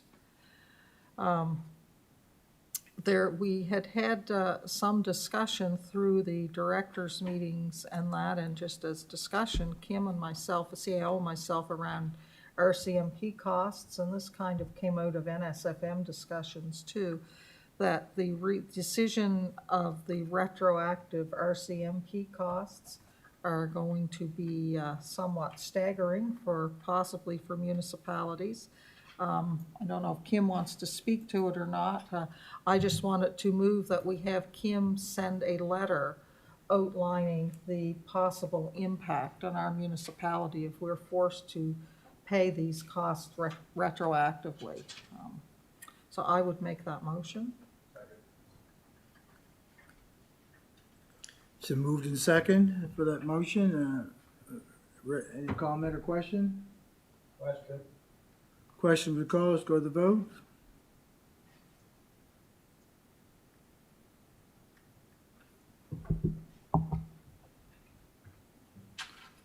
And the motion is passed unanimously. Back to the warden. And I believe, unless I have forgotten something, that concludes my report. Thank you. Councilors, any questions for the warden? Seeing none, I give the chair back to the warden.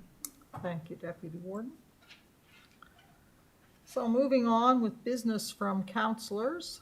I won't put our new councillor on the spot by starting at that end tonight. I'll start with Councillor Rhino and work our way around.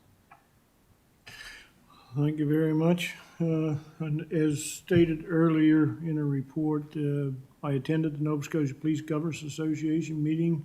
It was an in-person meeting, took place in Truro. We had a presentation from Holly Critchin on parts of the justice system. It was very interesting. We're talking about reviews of police services, and that there will be one done in Nova Scotia here, but they're kind of holding back until the mass casualty has gone through its process, and recommendations may be coming from that. So there was much discussion around that. We had talked about the Safer Communities Act, the options for that for troubled areas in a community that can be more targeted by police, and hopefully trying to improve the situation. So we had a fairly decent meeting, and so that's what I have to report on there. On November the 11th, I also laid a wreath at the Maitland Cenotaph. So in coming this weekend in Maitland, there is the Maitland Christmas Festival, and it's taking place with several different events throughout the weekend, so I invite anybody to partake in that. And also, I had another inquiry about an elevator for the Clavicle Bay Manor in Maitland. I brought this up over the years previous to no avail. For those of you who are not familiar with it, it is a two-story seniors housing building. And if you are if you're fortunate enough to get in there, that's great. But once you're in, you may be on the second floor. And if you have some limitations on moving around, it makes it very difficult to go up and down stairs and move around and see your friends. So it has its problems. Also problems with first responders and EHS. Trying to take people from the second floor down to the main floor. Stair chair has to be used, and anybody that's been in the stair chair, they're not the most comfortable thing. So with that in mind, I would move a motion that we write the Housing Authority and ask that the consideration be given once again for an elevator for the Clavicle Bay Manor in Maitland. So moved. Seconded by Councillor Green. Is there any discussion on the motion? Question's been called.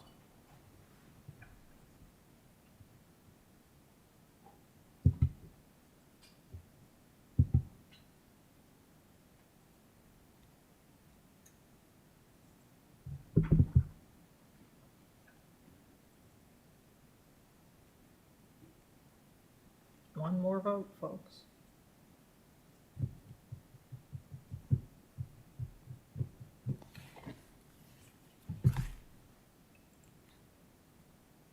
Who are we missing? Ah, there we go. And the motion has passed unanimously. I'd just like to add that Clavicle Bay Manor in Maitland was one of the first seniors housing units built, and it's been there around for quite some time, and I think it's well overdue for an elevator in that building. So I thank you for council support in writing the letter. And for right now, unless I'm forgetting something, that ends me up. Thank you. Councillor Garden-Cole. Thank you, Madam Warden.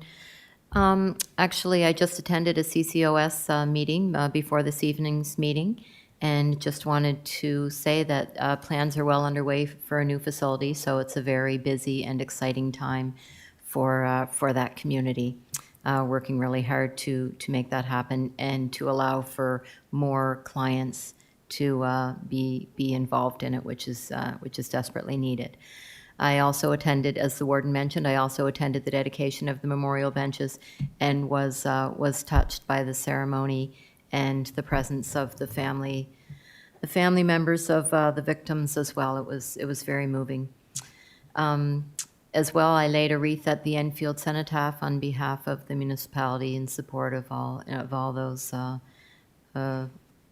victims and people who have served as well. Finally, my residents continue to face the challenge of speeding through the subdivisions, and I know I forwarded on one email in particular, but I continue to field those emails and phone calls.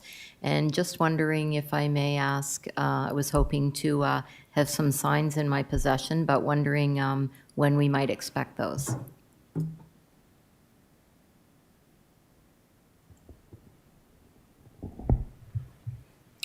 Through Madam Warden, the latest update is that we have pricing in and we're reviewing them. We should be making a decision on a vendor tomorrow with a posted order time. So as soon as that date of anticipated order is out, we'll send out an email to all council. So for your awareness. Great. So I still don't have an exact date yet, but I anticipate one very soon.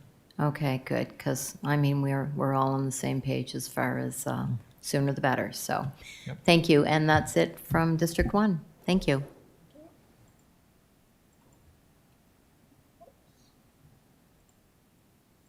Councillor Eisner.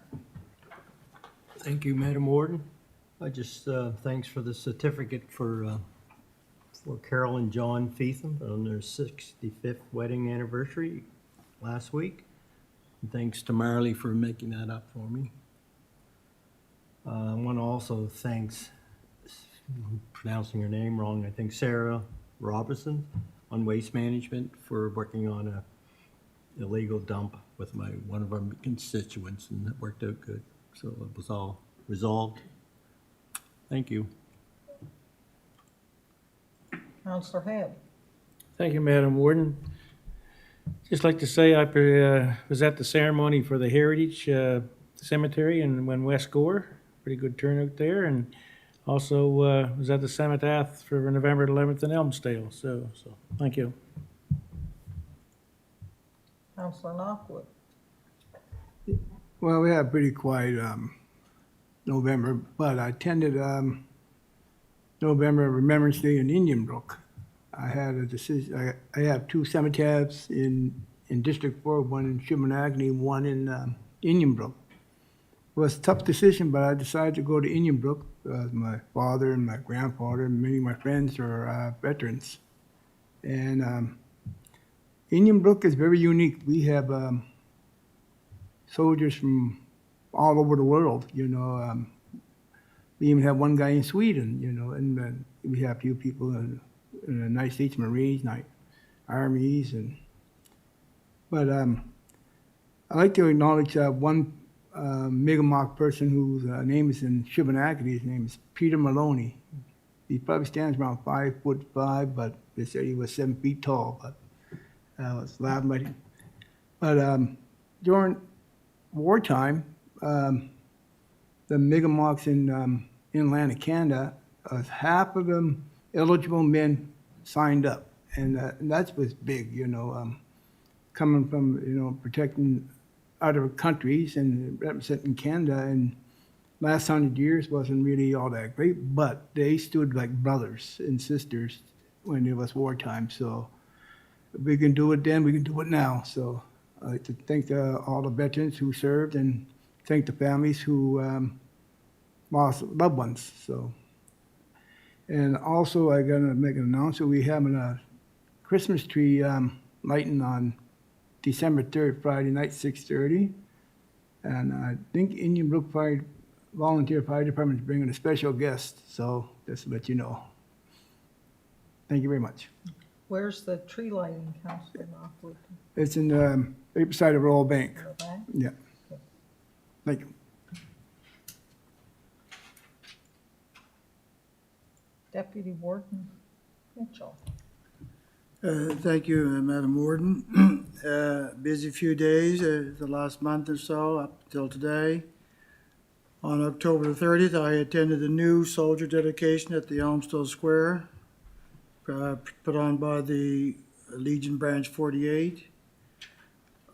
On October 31st, I stepped in took the warden's spot who wasn't feeling well for the West Core Ceremony Heritage Property Dedication, which was very moving and well attended for the day.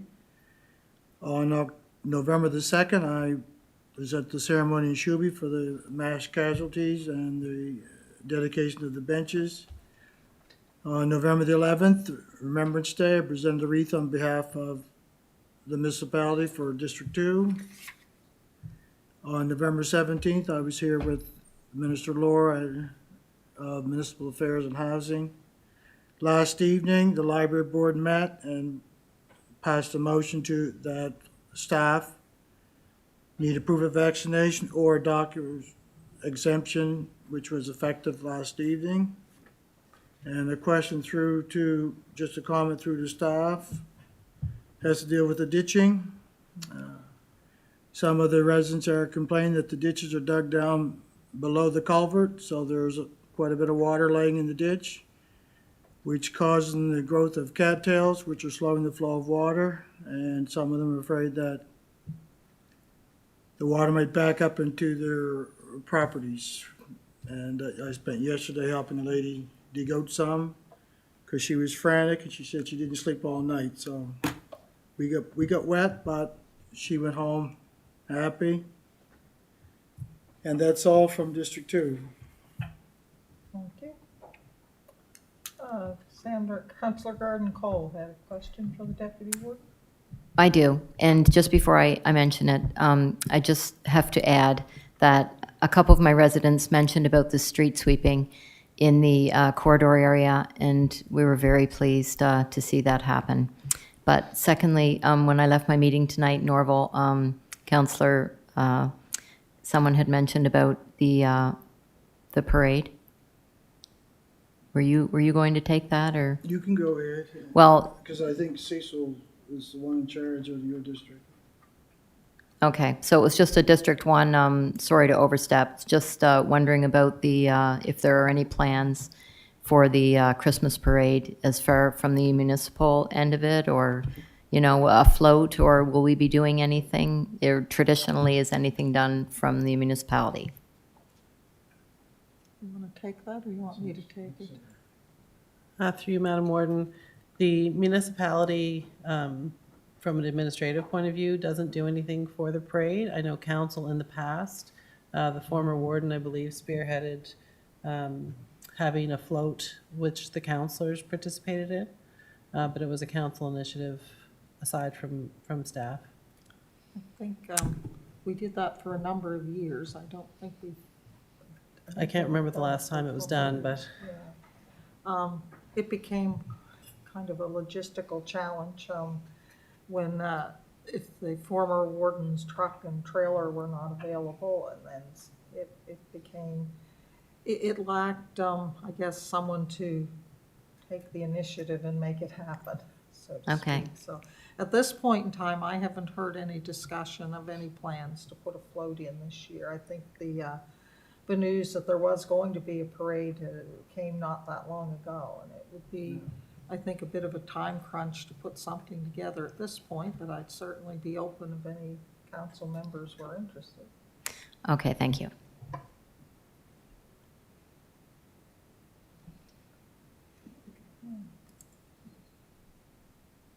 Councillor Green. Just to report that on November 11th, I laid a wreath at the municipality at the Cenotaph and Knoll. Other than that, it's been a very quiet month. Councillor Perry. Thank you, Madam Warden. On November 11th, I had the honor to MC the ceremony for Remembrance Day in Mount Uniacke. It was very well attended. It was good to see people be able to get back out to the cenotaphs again, and they did come out in droves. It was a cold day, and all the people stayed there and did a fantastic job. However, there was one thing that became very apparent. During the ceremony, which was not very long, there was over 16 gravel dump trucks rolled past the cenotaph in Mount Uniacke. Luckily, we had the RCMP and a bunch of people on hand who reminded them what the speed limit was rolling through the community and had them slow down. It was good to have the Justice Minister there to see it as well. But the quarries that are operating in Mount Uniacke have increased traffic tremendously through that area, and it's a big concern for residents. It's not a matter of if, it's a matter of when something's going to happen due to these large dump trucks hauling trailers rolling through the community. And I'm looking forward to the report coming for traffic calming measures, because I don't think these trucks are really going to listen to a sign on somebody's lawn, because they hardly listen to the RCMP. That's just a concern that I have moving forward, that, you know, this traffic, and it's right to school is just up the way. Courtesy busing was cut off last year to a number of students that have to walk, and Public Works won't even approve a crosswalk from one side of the road to the other to get to the school. So this is definitely a big concern in Mount Uniacke, and something I'm monitoring and talking with people for, and there might be a motion coming next month in relation to this. Thank you. Thank you, Councillor. Councillor Musa.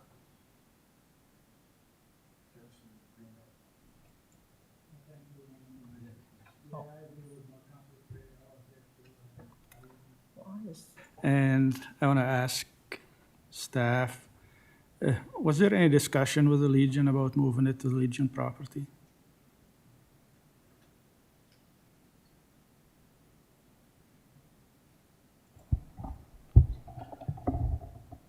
Yeah, through you, Madam Warden, we did have a very preliminary conversation with the president of the Legion late summer, early fall, about a month and a half ago. And they were going to bring the question to their group to have that conversation. As part of that, and I believe I had spoke with Councillor Perry about it, looking at some sort of maintenance grant for grass cutting and mowing and figuring out how that would look. We haven't heard back from the Legion, and it's something that the president couldn't commit to or anything like that, other than having that conversation. It is on our radar to follow up with them later this fall and winter about it.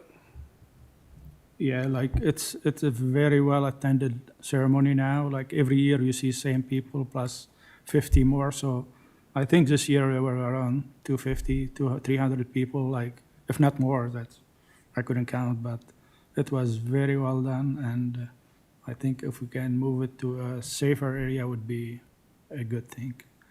And one more thing, any news on the skating rink, if the federal approved the money yet, or?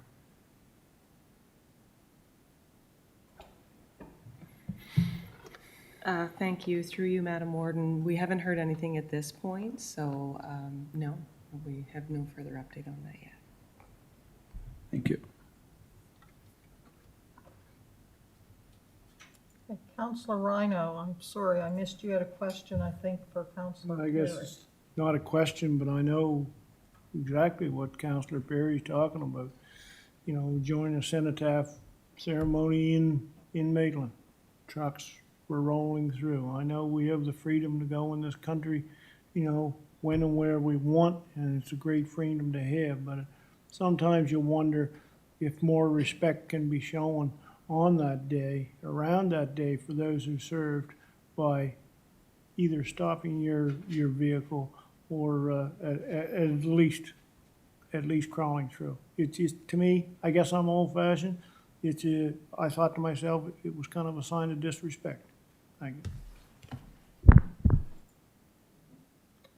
Deputy Warden Mitchell. Yeah, just a comment on following up on Council Perry and Council Rhinos. The Elmsted Fire Department cordoned off the square for the Remembrance Day service, and no vehicles moved through during the ceremony. Councillor Garden Cole. Thank you, Madam Warden. And if I can just add to that, traffic has always been stopped in Enfield for the ceremony for as long as it goes. Traffic is stopped both ways, and that's just how it is. So maybe going forward, not an option. That's unfortunate. Councillor Musa, back to you. Yeah, I was gonna say, like, it's not an option because you have many options, like to direct traffic, like you have some exit that's close to each other's.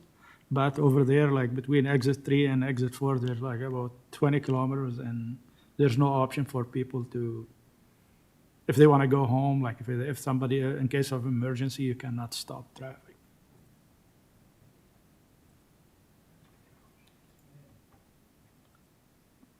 Councillor Hebb. Yeah, Madam Chair, just to add to that, I mean, I was at Elmsdale, and you've got that major route there, number 2 and 214, and the traffic was stopped, and it was probably about 15 or 20 minutes, so I can't see why it couldn't be stopped in Mount Uniac, because it would be, the service wouldn't be quite as long, but I know there's log trucks backed up there's everything backed up, but nobody had any concerns with it, so just my comment, thank you. I'm not sure how you go about stopping the traffic, if you need permits to do that, or how that works, but It's a vital artery because there's no other secondary routes. There's no other way to divert anything or anybody to get through. So,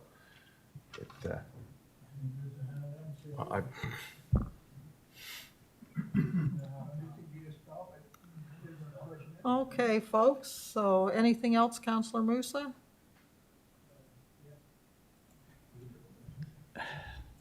It's again about Highway 1 to like by the business park. I'm gonna tell you, I learned from a 20 years old something I never learned in 54 years.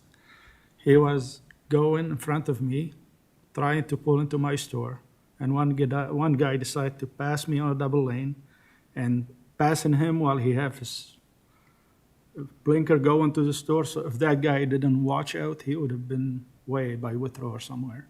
Like I don't understand that passing lane by the business park. I still don't understand it. I know I'm gonna bother Brad until he change it, but it's gonna take a while. Thank you. Have we sent correspondence about changing that passing lane to a non-passing lane? I just know, for example, my husband works at the former Weeks Quarry on the Beaverbank Road, and all it took was a request sent in, and DOT came right out and changed that from a passing lane to a non-passing lane, because the concerns were with cars passing with trucks exiting the quarry. Councilor Musa? Yeah, the problem is there is a small stretch. He passed me on a double lane, no passing lane when he passed me, and it was no passing lane when he passed the other guy. It was just like probably 20 meters or 30 meters that you can pass.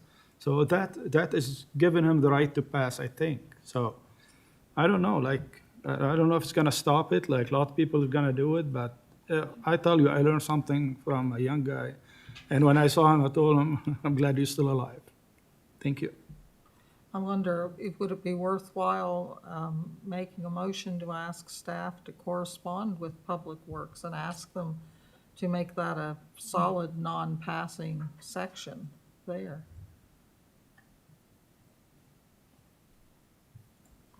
Yeah, I would move that staff correspond with the public work about the passing lane from the Uniac Pub to the business park, like, thank you. Do we have a seconder? Seconded. Seconded by Councillor Green. Is there any discussion, Councillor Knockwood? Yeah, I think to add on to the motion, I support the motion, but take a look at the whole area. This morning, I was taking my brother coffee. He lives on White Estates. There's passing lanes there, you know, and one going towards Lance and one going towards Infield.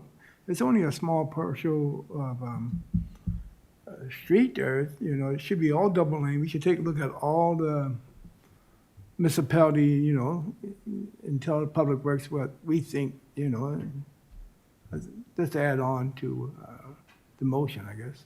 Thank you. I think traditionally, we have only had luck with public works. We have to ask individual actions for individual pieces of road. Yeah. If there were other pieces that councillors were interested in inquiring about, we could certainly have motions to that effect. But I think if we send them a request to review them all, they just will not do it. But if you have the specific areas, you know, of interest, I'd certainly encourage a motion at some point to look at those as well. Is there any further discussion on the motion? Question's been called.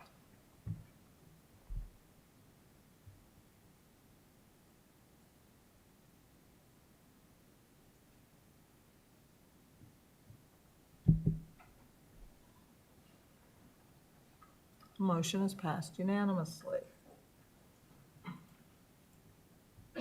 Councillor Musa. Yeah, thank you. One more thing, I have a question for John. When we introduced the business park in Mount Uniac, every business had to put some shrubs on, like, in front of their business or something, like, for lighting. And, you know what I mean? Like, is it in a, I know when I built my business, I was supposed to, but I didn't do it. And the reason why is, I think by the Irving, they have couple small trees, whatever you want to call them. They're blocking the traffic, like they're blocking the people coming out the Irving from seeing who's coming. Like, you have to go in the middle of the road. And now with the way they changed it, like there's only one way that you go through from Sackville to Mount Uniac. The other one is passing lane. Before you have two options. So I think those was causing most of the accidents down there. So because I witnessed one guy like jumping in front of me, and he only like stopped when, like, you cannot see who's coming until like you're almost in the middle of the road. So I don't know if that's something we can look at, or we can ask Irvin to deal with, like, or staff can like look at it at least, like this. If you look at it closely and you try to come out from the Irving, you can see that you're not going to be able to see who's coming from Sackville area until you're in the middle of the road. It's a big. I know Michael will know that. So, thank you. So, are the shrubs or Yeah, bushes like that are big, interfering huge with one, like the probably line of 4 sight? meter wide. And Would they be on private property or It's on the Irving DOT property, yeah. property? It's on the Irving property. Yeah. So I don't know. John or Jesse, do you have any input? I mean, it would be a request, I guess, more than anything. I mean, we could talk to Irving and let them know there's a sightline issue. There's not a municipal requirement that they have a 4-foot wide hedge there. Oh, I know. No, like I thought it was like part of any business, like to reduce lighting from distracting the traffic. Not a municipal requirement anyway. I know it's a requirement in the business park, but I didn't know if every business has to have it. So do you want to make a motion that we correspond with Irving Sure, concerning this? sure. Yeah, I would like to move that staff correspond with Irving about the the shrubs in a way on their property that probably blocking the vehicle from seeing like who's coming, like the incoming traffic. Do we have a seconder? Seconded by the deputy warden. Councillor Perry. Yes, I just have a question. I know we asked for, before they were renamed Public Works, to look at the safety of the intersection off of exit 3 down there by the Irving. I was wondering if we received any correspondence back in relation to that. Through Madam Warden, the updates we've received from Public Works with relation to the safety review was that they were conducting a full safety review of the area, but we haven't heard back of a result. But the comments here are a good prompt for us to follow up on that. I think it goes hand in hand. We would do it at the same time as corresponding with Irving. Thank you.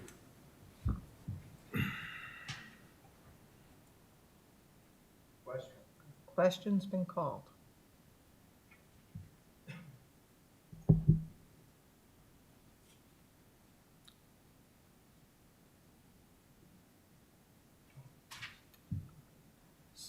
And the motion is passed unanimously. Anything else, Councillor Musa? Councillor Tingley. Well, I was just elected November the 6th, so I've spent most of my time being orientated by all the directors and finding out what goes on here. And I'm finding out that there's a lot that goes on here. So there'll be a lot to learn over the next months and years type of thing. As I was canvassing, a lot of residents brought up items to me that they would like to see done or looked after type of thing, and I've basically communicated that to everybody, all the directors so far, or through to the CAO, and everybody's responded very quickly, and things are in the works. I find everybody very, very helpful. I attended the Remembrance Day services down at Elmsdale as well, and there was a huge turnout. I thought there was a big turnout that day.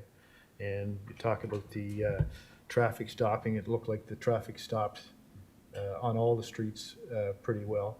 And one of the councillors mentioned that there were logging trucks. They all stopped quite a distance away from where the ceremonies were going on, so they didn't interrupt at all. So I thought everybody was pretty courteous, all the drivers there.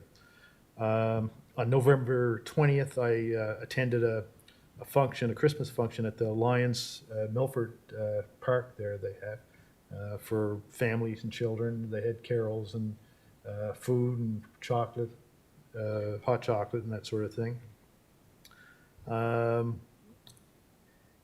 Tanya Burke has reached out to me from East Hants Community Learning Association. I've got a meeting set up with her for December the 3rd. I've had lots of emails and phone calls, or I shouldn't say lots, but I've had at least 20 phone calls and emails from people since I've been elected, just to congratulate me or ask me, to help them with things. And some things I'll reach out to staff, and other things I can just deal with myself type of thing. But that's basically what's happened to me in the last couple of weeks. Thank you. Well, that concludes the business on our agenda tonight. Our next item is to set the date and time of the next council meetings, December the 14th, 2021, regular meeting of council for policy if needed, and December 22nd, regular meeting of council. Moved by Councillor Perry. Seconded by Councillor Green. All those in favor? Aye. Contrary? Motion is carried. I would just remind folks we are using the Thursday night after executive next month for the meeting on the Main Streetscape workshop for Elmsdale. I forget the name of the study, but that's been. So I would now be looking for a motion to adjourn. Moved by the Deputy Warden. Second. Seconded by Councillor Musa. All those in favor? Aye. Contrary?